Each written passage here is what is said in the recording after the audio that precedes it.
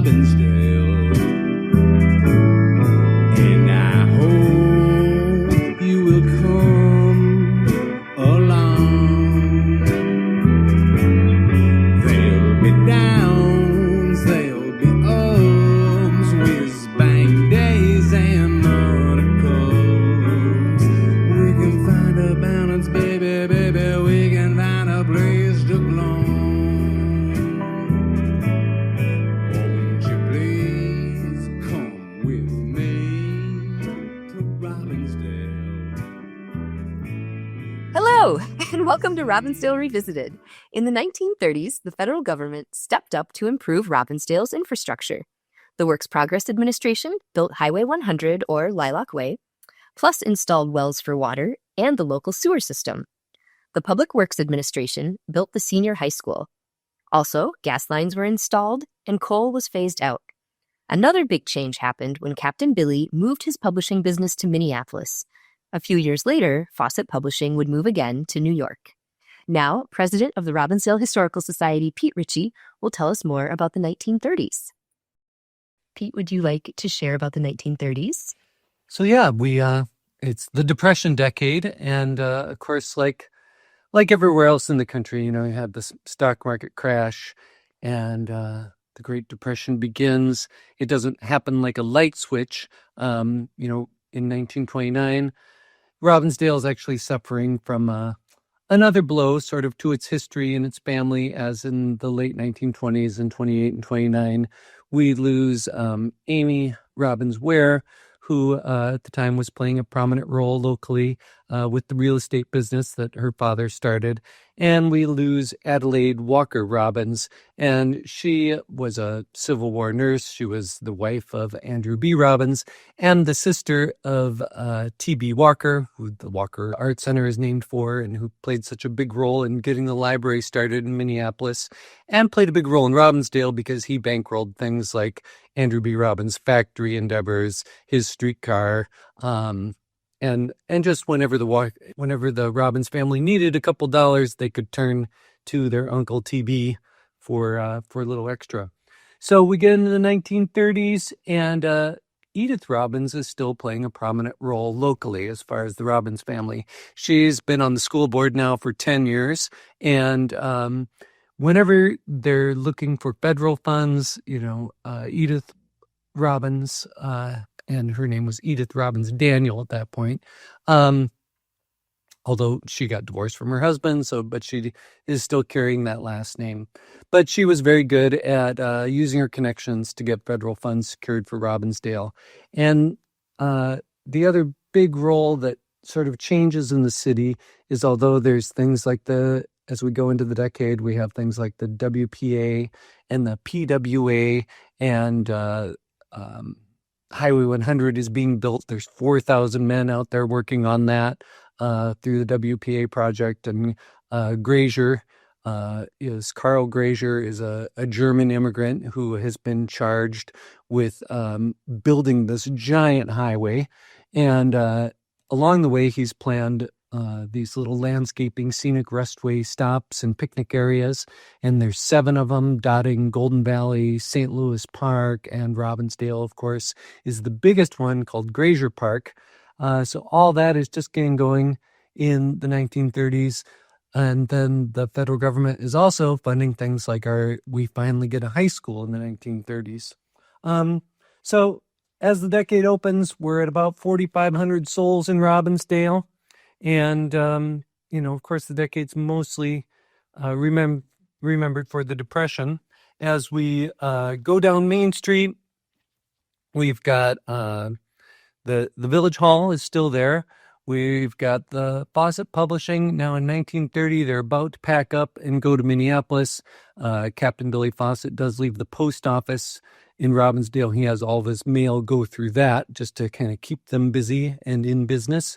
So that's helpful. And at that time, Howard Lumber is providing coal and building materials. Robbinsdale's still growing just a little bit. There's still houses being built. But the VFW and the American Legion both step in and start playing a large role. Robbinsdale has all these veterans from World War One, and the veterans also have got Victory Memorial Drive is built, and the veterans are just playing a bigger role in civic affairs. On Main Street, we got the Robbinsdale Grocery. William Mueller has opened up his drugstore and his movie theater, and the movie business is great in the 1930s. People are going to the movies.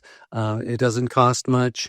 And in this case of this little 300-seat theater, it probably cost even less because the snack bar was just over there in the drugstore. A drugstore at a fountain. There's a shoe store opens up next to City Hall, and that's there for many years. And we've got a couple little cafes downtown. We also have this thing called the Robbinsdale Rock Garden, which is a ballroom that got a fair amount of attention. And if we look at old ads for the time, we see there was Hattie and her Harlem Nighthawks came to town. The Robbinsdale Rock Garden gets a fair amount of attention, and the advertisements at the time make it sound like it was this wonderful place. And of course, it burns down in the middle of the decade, so we don't get to see much more of it. Pete, was it pretty agricultural still? And was there like a farmer's market here? It was still agricultural to the extent that there were potato farmers were just north of town, and everything got hauled through Robbinsdale. It generally went to the farmers markets down in Minneapolis. And that also reminds me, at this time, you've got all this agricultural goods and everything coming down from the railroad and along what's now Bottineau Boulevard, going down to the farmers markets. And in the middle of the 1930s, we get the truckers' strike. And of course, there's not a lot in common with Robbinsdale there, except that we had a lot of people that were working in the warehouse district. And of course, these were the folks that were in unions, and there was a more extreme group of Trotskyites, which still makes me sort of scratch my head that Trotsky actually had any influence in Minneapolis, but that's what these folks called themselves. And of course, he was living in Mexico at the time, probably dating Frida Kahlo. But at this time, Sacred Heart Church had a priest named Blum, and he was there until about 1930. In the early 30s, Father Nolan takes over, and the connection there is that Father Nolan, one of the riots that were happening down there in the warehouse district during the truckers' strike, a couple policemen were killed. A fair amount of Eunice also suffered, and there were people killed on both sides. It was horrible. But Father Nolan spoke at the funeral of the policeman, and this is a guy who generally avoided all sorts of publicity. I mean, I've scoured the newspapers trying to find things about him, and just even finding pictures of him isn't that easy. But everybody has a Father Nolan story. Now, he didn't die until the 1960s, and so he's this priest at Sacred Heart. And you just have to ask anybody who was alive at that time, and through the 50s, ask them about Father Nolan, and the stories just come out. One of my very favorite stories is there was a Howard Homies had a Chevrolet dealer right there on Main Street next to the blacksmith. And of course, Christensen was our blacksmith. He was still in business at that time. And his daughter would pump gas, and the daughter would wear coveralls. Father Nolan would pull up to the sidewalk, and all these gas pumps were located right on the sidewalk. So you drive down Main Street, and you had a couple of places where you could pull over and fill up with gas. And she would come out and fill his tank up, and he was outraged that she was in these coveralls, these gas pumping coveralls. It's like, and of course she wasn't Catholic, didn't go to his church, and didn't care. But the story is that he would pull up every time and scold her for being in coveralls and saying a woman, needs to be in a dress. This is unwomanly, and, you're a disgrace, etc., as she was filling up his gas tank. And so one day, of course, Father Nolan was very traditional and wore a Cossack. So one day, as she's filling up the gas and he's scolding her, he says, yeah, maybe I shouldn't be wearing coveralls, but why are you wearing a dress? And that's an example of the sort of character he was. He was, the one that would go out to the playground at Sacred Heart and bring out a ruler and make sure that everybody's dresses were long enough. He as the 1930s go on, Robbinsdale actually screws up, and here we are, prohibition's is being lifted, and the politicians forget to sign the paperwork, and they make it an error in the date, and prohibition doesn't get lifted in Robbinsdale until a year after it does everywhere else. But then the saloons start opening, and Adolph Julie is one of the first ones to get a license. Then you had Ment's Canteen just down the way, and there was another place called Bill's Bar. So we had saloons again after 10 years of prohibition, and the Julie family was influential. The Flo Julie had a little clothing business right there on the main drag too, and apparently when they went to church one day and after they would open up their saloon, Father Nolan just started scolding them in front of the congregation. And of course, they had given a lot of money to Sacred Heart. Their business was doing well. They thought they were good Catholics, but he decided to call them out in church for owning a saloon, and they never went back to church, and they never gave any more money to Sacred Heart. And Father Nolan was a huge railroad enthusiast, and as time goes on, he starts learning how to film things, and he filmed the trains coming through Robbinsdale. So, and in 1950, he starts using color film, and we have these old color films of him riding the streetcars through Minneapolis. He was a huge streetcar enthusiast, and eventually he gets a streetcar as they're decommissioning them and brings it to the playground in Sacred Heart and films all the kids climbing up onto the streetcar and leaves it on the playground. But it was just that one day. Apparently nobody was ever allowed to play on the streetcar or go in it again. He put it up on cement blocks and it sat in the playground for 10, 15 years. I know that it eventually went out to New Hope and sat behind the Cremette facility there off of 42nd, close to 42nd and Boone, but we don't know what happened to the streetcar after that. So Father Nolan just will keep appearing in our stories because he was that wild and that strange. And the other thing he would do was just constantly be scolding women for the way they dressed as they walked down the street, whether they belonged to his church or not. So he's remembered as a character that way. Of course, during the 1930s, again, Robbinsdale keeps the issue of annexation keeps coming up. So we still don't have a water system. And in 1932, Mayor Olgum, who was a huge champion of the annexation efforts, he actually has to resign in disgrace because he's embezzled a whole bunch of money from his own real estate business, and he actually ends up going to Stillwater Prison. That doesn't stop Robbinsdale from re-electing him again in the 40s, but we'll get back to that. But in 1932, we have another vote on annexation. Again, we get a majority of people want to be annexed to Minneapolis, but not a big enough majority. We still don't have 2/3. So that doesn't go anywhere. The other thing that happens in the 1930s, and it's hard to explain how this could possibly happen, but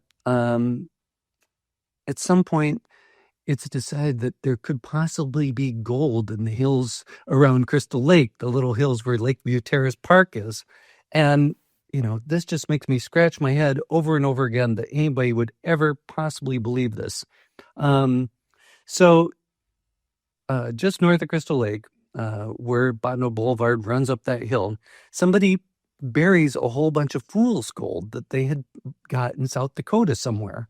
And they make a big show of it, and then they say they're out there digging and they found all this gold.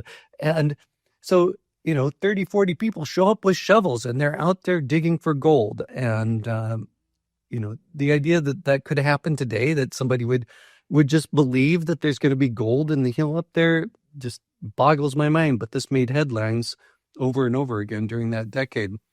So Robbinsdale has always been well known for its schools, just pioneering art programs, academic excellence, sports. The Robbinsdale High School still holds more trophies and honors than any other school in Minnesota because it was just such a powerhouse. It was the fourth largest school district in Minnesota, and we just had such an emphasis on sports. People like John Gregelko, people like Red Sahaki, coached there for years and years. And of course, this all begins in the 1930s when E.J. Cooper comes to town. So E.J. Cooper had been he was a World War I veteran. He was a flyer, and he trained, and he was going to go over there. And when he lands in France and he's ready to climb into, his airplane and go take on the Red Baron or whoever else Germany's going to throw at him. Anyway, the story goes, E.J. Cooper arrives in France and the Germans surrender because they knew he was coming. So he doesn't actually see battle. So he comes back to the United States, and him and his wife pack up and they go down to New Mexico, and they are school teachers there for a little while. They're from Iowa. And eventually they come to Minnesota because he's being recruited, just like superintendents are recruited today, to become the superintendent of the Robbinsdale School District. Now, at this time, the Robbinsdale School District is not, it's large, but not large in terms of people. It stretches all the way out there to practically to Corcoran, through Plymouth, and then back all the way to Robbinsdale. And we just have the one school building, although it's been expanded lots of times. The old Parker School, they just keep adding wings onto it, but we still don't have a high school. As I mentioned before, Edith Robbins Daniel is on the school board, and between her and Cooper, they start courting the federal government for some money. And eventually, they get a grant of $100,000, and and this is the Public Works Administration, and construction starts on the new school. So it was really exciting for us to have a high school, and E.J. Cooper it's just the beginning of his expansion. If we think of how many schools the Robbinsdale School District added as we go up into the 1960s. But this complex that was along Regent Avenue just keeps growing and getting bigger and bigger. So you got more additions to the Parker School. You have the high school being built. And not only is this used for schools, but the American Legion starts meeting there. The VFW is meeting there. All sorts of civic events are held in the school. And E.J. Cooper just has his office, and the district office is down at the end. And, we don't think of superintendents now the way we did. When I look through the old high school yearbooks, E.J. Cooper is always right there, featured in every yearbook. At the beginning of the yearbook, it says, "Here's Superintendent E.J. Cooper," and there'll be a picture of him at his desk. But the new high school has all the bells and whistles. It has a PA system. And so the newspapers show E.J. Cooper demonstrating the PA system to everybody. But not only does it have a PA system, he can call every classroom from his office. He can call up and see what's going on in the classroom. And if he wants to, he can listen to what's happening in these classrooms. And so he's demonstrating all this. And it's the high school, architecturally, it reminds me so much of what we see in the old Archie comic books. You've got the soda fountain just down the street with the movie theater, and it seems like we're Riverdale instead of Robbinsdale, and that's the way that high school looks. But the high school is just the center of every sort of local activity, and it just swells us with pride. We have the Robins, and we have the football team, and we can, the town packs the football games, and the homecoming parades go down the main street. And most of the students prior were going to North High School, and just to have our own high school rather than send everybody over to Minneapolis, just helps us become a real city or a real town. With this giant school district and this ambitious superintendent who's finally getting things done. I mean, the town had dreamed of having a high school for many years. And at some point, Robbinsdale decides that it would be better to be a city than be a village. And part of that is just to get some grants to get the water tower built and to get the water system in place. And so The water tower starts getting built in 36, 37. By 38, it's time to celebrate not only the water tower, but we've got a charter and we're going to become a city. And this becomes a really big deal. They make a day of it. They have a ceremonial burial of the old village, and all of the programs look like a funeral program where they're burying Robbinsdale. And just to show that we are a new city and how exciting it is to be a new city, we install kids for a day in the position of alderman and mayor. And Adolf Julie's son plays the mayor, and he's 3 years old. And they set all these kids up that are, between 3 and 5 years old, and they have a mock meeting and, pass a couple ordinances, and they just make a big deal of it. So Robbinsdale is finally a city. We've really arrived now. We put on our big boy pants, and the old village hall is still standing, and that's where all the business is conducted. And we also begin with our summer civic celebration, and it's originally called Goodwill Days. And so we got a big parade going down the main street, and the crowds line it. And of course, it's a fundraiser not only for the fire department, but also to celebrate the water tower, because what the fire department needed more than anything was water pressure. And maybe now they'll be able to save some of those buildings that keep burning down along Main Street and the lumber yard. And Goodwill Days continues until the 1940s, when it becomes Whiz Bang Days. And so we've got our high school, we've got a thriving business district, we've got houses are still being built, but the Depression has taken its toll. And although the WPA is stepping in, and this is sort of analogous to what I think of when COVID happened, there were a whole bunch of government programs available and people were lining up to take advantage of them. And with the WPA in Robbinsdale, unfortunately, there was, lots of pointing at fingers and saying, you're funding this, but you're not funding that. And these people need relief, but you're not giving it to them. And there was accusations of embezzlement again, and that the WPA was corrupt. So they changed out the commissioner a couple different times here, and mostly got that sorted out. The other thing is all of our civic organizations started playing a bigger role, whether it was the Girl Scouts. Again, the American Legion would just have these days where they would put men to work. They would go around and collect donations, and then they would actually pay these guys, $5 for a day, which to go out and plant trees, to clean up parks, to pick up trash along the highways. And of course, another big activity of the Legion was to go along the railroad tracks and yank up all the marijuana that was growing there, because this could be a problem. Reefer Madness, the movie had come out, and the American Legion really wanted to play a role to, they didn't want this stuff out there for the youth to smoke. And we have all these pictures of them standing in front of these giant piles of marijuana as it burns. And, some of the names are familiar. You've got Walter Sipe out there, who owned the gas station, and he provides a great big truck. Another thing that sort of to whip up civic pride, and you would have these scrap metal collector times and newspaper drives where you'd bring newspapers and scrap metal over to the school, and the Legion would sort through it and decide what they could get, and then that money would go back into the Legion's programs. They were also doing a baseball team. They were supporting Boy Scouts, and of course the Girl Scouts were playing a big role in town.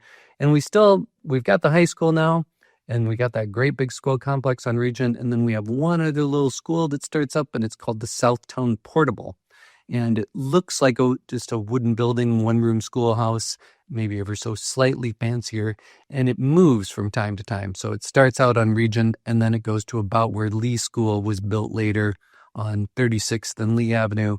And that's E.J. Cooper's, first, he knows that the district's going to grow, even though it's during the Depression, and that's the first school that's built outside of that Regent thing, and it will be the first of many to come. All right, so I'm just going to take us on a little journey back to Robbinsdale in the 1930s now. So like if let's just say we're flying in because the airport is still open. At this time, a guy named Shank, who eventually becomes a pilot for Northwest Airlines and sadly dies just a couple years later in a crash. But he's running a flying service out of the Robbinsdale Airport, and there's also flying lessons are available through Shank's flying service, and there's 2 or 3 planes that are leaving there every day. Walter Bullock is still flying out of the airport there, and of course he also becomes a pilot for Northwest Airlines later on. And Captain Billy is probably still using the airport to get back and forth to Breezy Point. Commercial air travel is still a long ways away. There's at least one story in the newspaper where Shank takes up an 84-year-old resident of Robbinsdale just to show her what it looks like, what the world looks like from up high. And for some reason, she's just not all that impressed. But, makes the papers because she's flying up. There's a guy named Don Vogue who is running some barnstorming exhibitions still in the 1930s where they're doing things like, flying a plane through a barn, and destroying the barn in the process. Just all these amazing things that planes can do, but nobody's, other than Captain Billy, is hiring them to take them anywhere. But as you fly over Robbinsdale down there in McNair Manor, they laid out the streets, but it just never filled in. So you've got, all these streets where eventually there's going to be hundreds and hundreds of homes. But, when 1930 opens up, you've only got maybe 15 or 20 houses down there. The other part of the city that is a little underdeveloped at that point is over there along Victory Memorial Drive. That's still a lot of open land. And as you go north to where Sanborn Park is now, most of that hasn't filled in. There may be 20 houses over there. Where it did fill in was over where the Stillman farm was. So the western part of Robbinsdale, as you go west from the high school, you've got a neighborhood with, a couple hundred homes that were built in the 1920s. And then as you go south from there, as you head toward where Hy-Vee is today and where the Terrace Theater once was, some of that is filled in, but there's still some empty land to the south. So pretty much the south, the north, the east are still, you've got streets laid, but you've got a lot of empty lots. And then as you come down at the airport and you head south toward downtown, you've got that row of houses where the Robbins Tea House is and where the Robbins sisters got maybe 15, 20 homes built there along what's now West Broadway. And you have the Trump family house, and they still own a hardware store down there on the main drag. And then you kind of come into downtown Robbinsdale, and you've got a gas station on either side of you. And you've got the Hennessy Lumberyard and the Howard Lumberyard to the west. To the east, you've got the Congregational Churches there and the Thriving Institution. And as you come down into the main street, you've got a couple restaurants, another hardware store. You've got 2 car dealerships, and at one time 3. And then you've got the City Hall, and Captain Billy's building is still there. You got the bank on the first floor and Fawcett Publishing on the next 2 floors up. Sacred Heart School, which was built in 1927, is thriving. And as we come back up along Hubbard Avenue there, of course, we have streetcars running down West Broadway. The old streetcar tracks are still on Hubbard. Nobody's covered them up yet. And as we come around the corner where we see the backside of Howard Lumber, we might see they still had a lumber wagon with a couple horses. It's odd to think that, even in the 1930s, you were still using horses for if you were going to haul a bunch of lumber out to your place, if you were building something.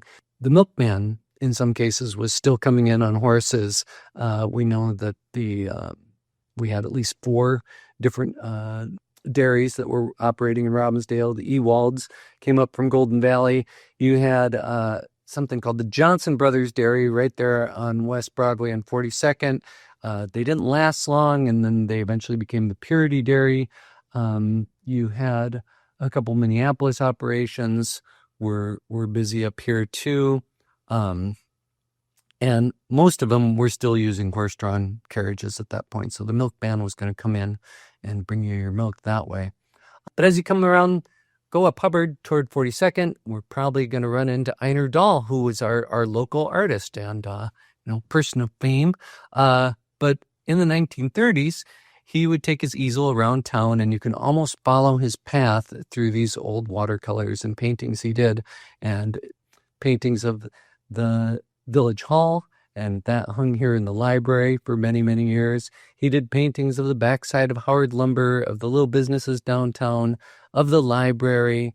And then he worked his way west around Crystal Lake and the little houses up around Twin Lake, and they all look pastoral and beautiful. They remind me of the children's book illustrations of people like Virginia Burton, Mike Mulligan's Steam Shovel, or Lloyd Bellman's Madeline. They're a little bit whimsical. The perspective looks a little goofy.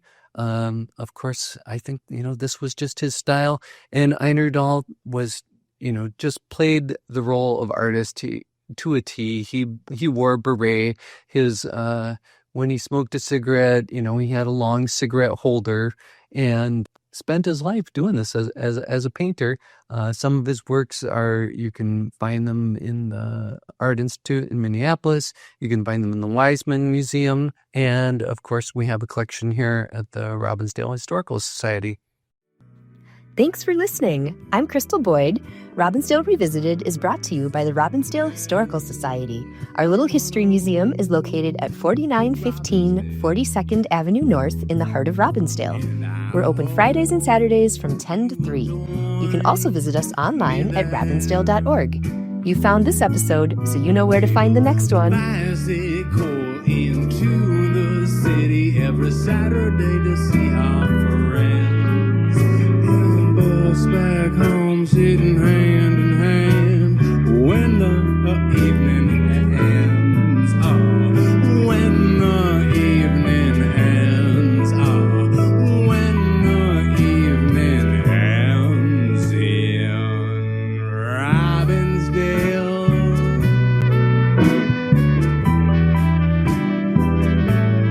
In Robbinsdale.